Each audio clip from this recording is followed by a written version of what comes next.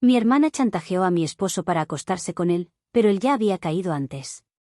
Me llamo Lauren, tengo 34 años y soy diseñadora gráfica. Trabajo desde casa desde hace años, primero por elección, luego por necesidad. Vivo en una casa de 2 pisos en un vecindario tranquilo a las afueras de la ciudad, con un jardín que siempre quise tener y un perro mestizo llamado Toby que es más viejo que la mayoría de mis plantas. Estaba casada con Jacob desde hace 8 años. Él trabaja en logística para una cadena regional de supermercados, es el tipo de hombre al que describen como confiable, no llamativo, no especialmente romántico, pero siempre presente. Uno de esos maridos que recuerda las fechas importantes, que compra café molido en vez de instantáneo porque sabe que yo lo odio, y que cada diciembre insiste en poner luces en el techo aunque odie las alturas. Nada extraordinario, pero para mí, durante mucho tiempo, fue suficiente. Nos conocimos en la universidad, él estudiaba administración, yo, diseño. Él era amigo de mi compañera de cuarto y, durante el primer semestre, apenas cruzamos palabras. Hasta que una noche, después de una fiesta fallida, me acompañó caminando al dormitorio bajo la lluvia. Esa noche me prestó su suéter y me escuchó hablar durante 1 hora entera sobre lo mal que me sentía con mi trabajo de fotografía, no interrumpió ni una sola vez. Al día siguiente, me trajo una cámara usada que encontró en una tienda de segunda mano. Desde entonces, nunca dejamos de hablarnos. Nos casamos jóvenes, pero convencidos. Los primeros años fueron lo que esperas, peleas por cosas pequeñas, reconciliaciones fáciles, cuentas compartidas, planes a largo plazo. Con el tiempo, la pasión dio paso a la rutina. Nada de lo que alarmarse, era un matrimonio, uno bueno, creía yo. Teníamos proyectos, estabilidad, cariño. No esa cosa desbordante que aparece en películas, pero sí algo real. Algo firme. Hasta que volvió Brooke. Mi hermana. Brooke es 3 años menor que yo. Siempre fue intensa.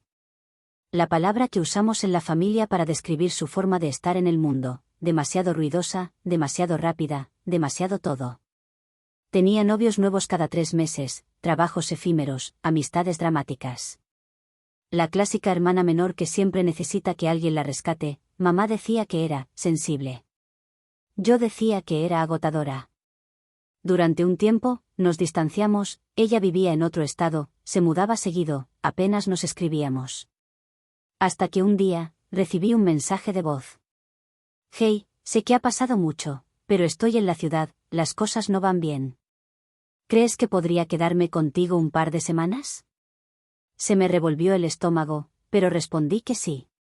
Porque aún era mi hermana, porque la sangre pesa, porque uno quiere creer que las personas cambian.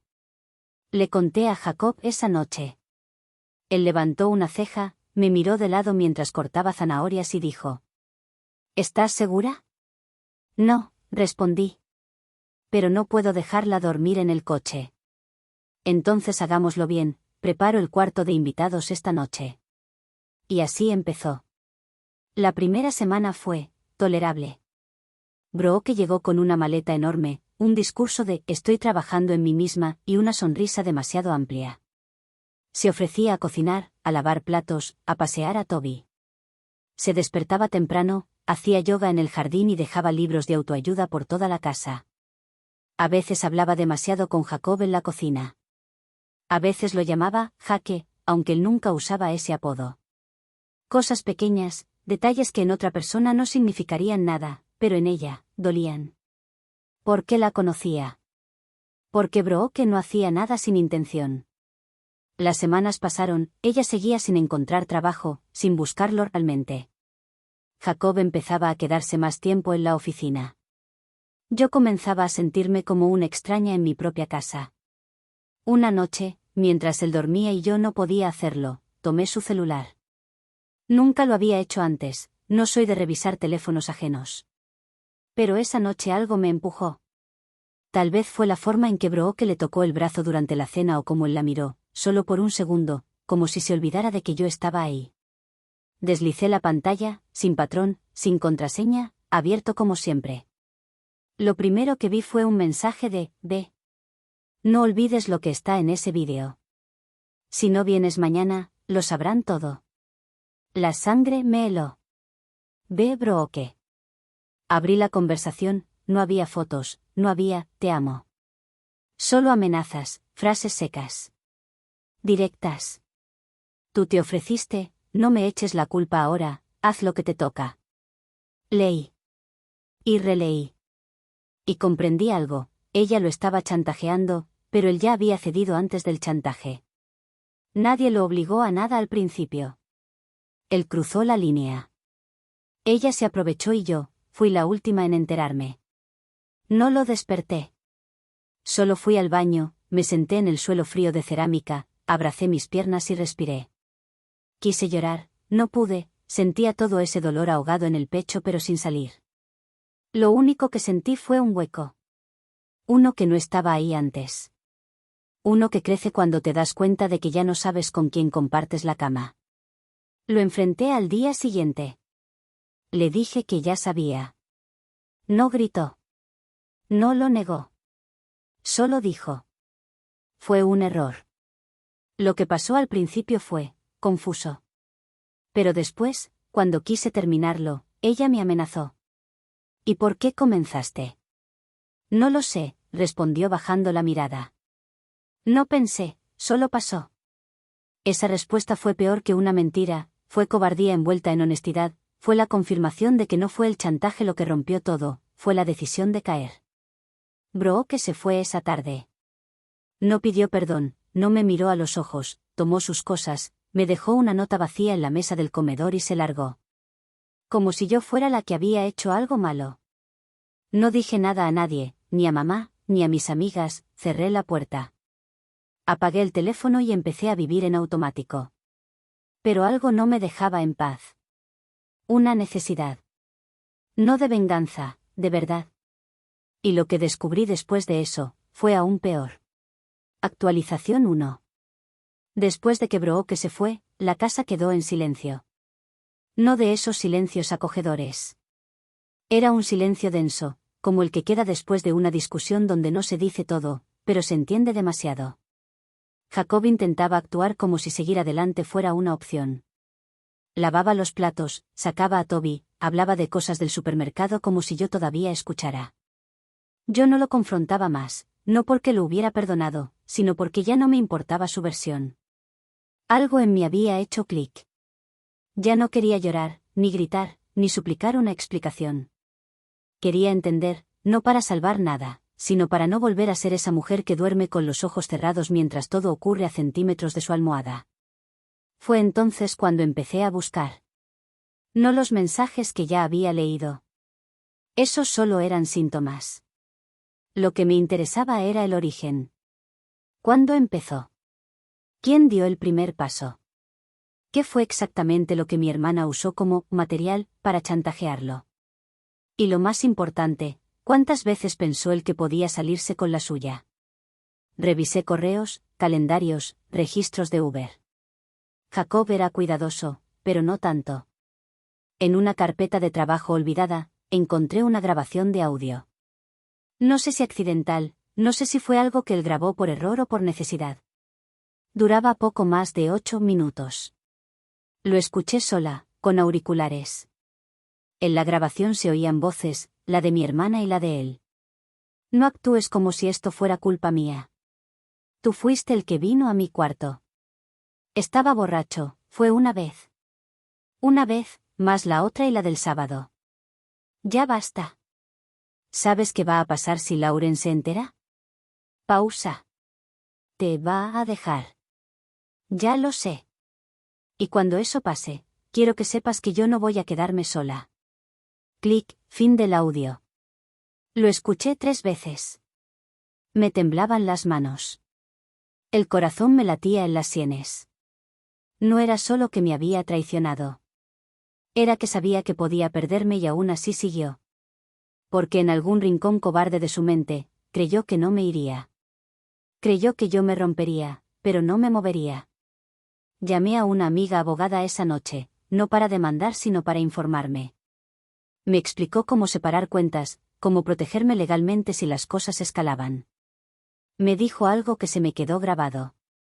Cuando alguien cruza una línea contigo, y tú no haces nada, les estás enseñando hasta dónde pueden llegar la próxima vez. Tomé nota. Durante las semanas siguientes, Jacob intentó reconciliarse, compró flores, me cocinó, me propuso ir a terapia. Dijo que era una fase oscura, que todo había sido una confusión emocional. Pero nada de eso encajaba con la voz que escuché en ese audio. La suya, temblando. No de arrepentimiento. De miedo a perderlo todo. Porque nunca me pidió perdón por haberme traicionado. Solo por haber sido descubierto.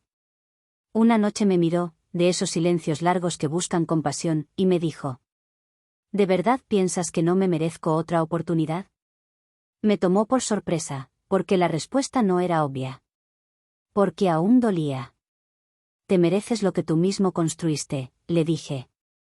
Y yo me merezco empezar desde cero, sin tener que mirar de reojo todos los días para asegurarme de que no me estás rompiendo de nuevo. Durmió en el sofá esa noche y muchas otras después. Mientras tanto, recibí un mensaje de texto. Número desconocido. Solo decía: no sabes todo lo que hizo, él no es la víctima. Me quedé helada. Respondí: ¿quién eres? Pero no hubo respuesta. Y en ese momento lo supe, la historia que yo creía haber descubierto, aún no estaba completa. Actualización 2. Después de aquel mensaje anónimo, no sabes todo lo que hizo, él no es la víctima. Algo en mí se despertó. No era paranoia, era certeza. Ya no estaba buscando salvar una relación. Ni siquiera estaba buscando culpables. Lo que quería era contexto. Quería entender si había sido solo una aventura sucia, un error multiplicado, o si debajo de todo eso había algo peor. Algo que explicara la sensación que me acompañaba desde el primer mensaje, que estaba viviendo una historia en la que yo era la última en enterarme de todo. Comencé con algo simple: revisar el historial de llamadas de Brooke. Sí, ella se había ido, pero durante su estadía en la casa usó mi computadora un par de veces y no borró todo. En una carpeta temporal encontré capturas de pantalla de mensajes de voz reenviados, facturas de hoteles a su nombre, y una serie de transferencias bancarias desde la cuenta de Jacob. Casi $5,000 en menos de 4 meses. ¿Pagos por silencio? ¿Compensación emocional? ¿Ayuda? No importaba el nombre que él le había dado. Eran pagos, eran transacciones y yo era la única que vivía como si aún hubiera un nosotros. Ese mismo día recibí un correo. Sin asunto. Sin firma. Ella lo grabó, él no sabía. Pero después él lo usó para chantajearla de vuelta, porque ella también tenía algo que perder. Adjunto había un archivo comprimido. No lo abrí de inmediato. Primero imprimí el mensaje. Sí, lo imprimí. No sé por qué, tal vez porque necesitaba ver la traición materializada, porque estaba empezando a perder la línea entre lo emocional y lo estratégico. Cuando finalmente abrí el archivo, había un vídeo. La cámara estaba mal ubicada, pero la voz de Brooke era clara. No le digas nada a Lauren, ella nunca va a entender esto. Tú me dijiste que era solo una vez. Y tú dijiste que no te ibas a enamorar. Silencio. ¿Te enamoraste? Nada, solo un suspiro largo de Jacob. No, dijo finalmente. Solo fue fácil, porque ella no estaba viendo. Esa frase me partió. No, fue un error. No, me equivoqué. Fue fácil. Porque yo no estaba mirando, porque me confié, porque creí que el amor bastaba. Apagué la computadora, me quedé sentada en la oscuridad. Ese mismo fin de semana me fui de casa. No le dije a Jacob a dónde. Le dejé una nota breve: no me busques, no lo mereces. Me instalé en el departamento de una amiga que se fue de viaje por 2 meses. Era pequeño, sin lujos, con muebles antiguos y una cafetera que goteaba. Pero por primera vez en semanas, sentí que podía respirar. Durante los días que siguieron, él me escribió, me llamó, me dejó mensajes de voz cada vez más desesperados. Pasó de justificarse a implorar. Me dijo que era culpa de Brooke, que ella había manipulado todo, que la odiaba, que se odiaba, que yo era lo único que lo mantenía cuerdo. Pero yo ya no era esa mujer que necesitaba su validación. Estaba en fase de reconstrucción. Y ya no iba a poner ladrillos encima de escombros podridos. Una tarde, mientras trabajaba desde una cafetería para despejarme, alguien se me acercó. ¿Lauren? Era un hombre de unos 30 y tantos. Alto, con barba bien recortada, ropa casual. No lo reconocí de inmediato. Soy Evan. Primo de Megan, tu excompañera de trabajo. Nos conocimos en su boda. Ahí lo recordé, habíamos intercambiado algunas palabras hace años. Me había parecido amable, inteligente, directo. ¿Puedo sentarme?, preguntó, señalando la silla vacía frente a mí. Claro, respondí sin pensarlo demasiado. Hablamos durante casi una hora, nada profundo. Solo café, series, trabajo. Me reí, él también. Me preguntó si seguía casada. No exactamente, respondí. En pausa pero sin duda irreversible. A veces las pausas son necesarias para no explotar todo. Otras veces, son la forma elegante de admitir que ya se terminó. Antes de irse, me dejó su número, no insistió, solo dijo. Si alguna vez quieres tomar un café sin tener que pensar en todo eso, me encantaría. Pero sin presión. Solo si es por ti. Lo guardé, no lo llamé esa noche, ni la siguiente.